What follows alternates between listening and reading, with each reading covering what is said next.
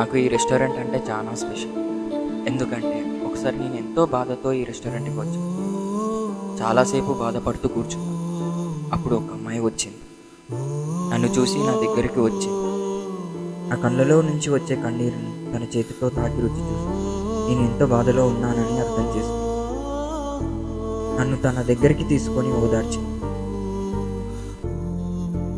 నాకు తెలిసినంత వరకు ఒక అబ్బాయి ఫీలింగ్స్, పెయిన్ ఎలా అర్థం చేసుకోవాలంటే తన నుంచి వచ్చే స్వచ్ఛమైన కన్నీరును రుచి చూడడం వల్ల అర్థమవుతుంది. ఎందుకంటే ఈ లోకంలో స్వచ్ఛమైనది ఏదైనా ఉందంటే అది కన్నీరు మాత్రమే. దాంట్లో ఉన్న స్వచ్ఛమైనది ఏమీ లేదు.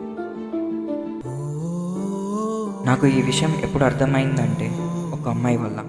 ఎందుకంటే నేను ఏడ్చినప్పుడు ఆ అమ్మాయి నా కన్నీరుని రుచి చూసింది. అప్పుడు ఆ అమ్మాయి నాతో మాట్లాడిన మాటలు ఇప్పటికీ మర్చిపోలేదు. ఎందుకంటే నాలో ఉన్న బాధ, ఫీలింగ్స్ అన్నీ అర్థం చేసుకుని బయటకు చెప్పింది నాకు. అప్పుడు ఆ అమ్మాయిని ఇలా అడిగా, నా బాధ, ఫీలింగ్స్ ఎలా అర్థమయ్యాయని. అప్పుడు తను ఇలా అంది, నీ కన్నీటిని రుచి చూడడం వల్ల అని చెప్పింది. నాకు అప్పుడు అర్థమైంది, బాయ్స్ ఫీలింగ్స్, పెయిన్ని ఎందుకు బయట చెప్పలేరు.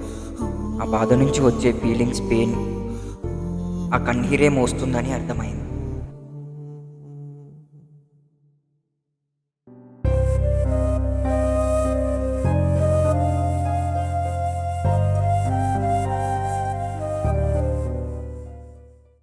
అందరికీ నేను ఒకటే చెప్పాలను, ఒక మగవాడు ఏడుస్తున్నాడంటే వాళ్ళ ఎంత బాధ ఉంటుందో అంతకంటే ఎక్కువ వాని కన్నీటిలో తెలుస్తుంది. ఎప్పుడైనా ఒక మగవాడు ఏడుస్తున్నాడంటే వెళ్ళి ఒకసారి వాని కన్నీళ్ళని రుచి చూడండి. వాళ్ళ ఎంత బాధ ఉందో మీకు కూడా అర్థమవుతుంది.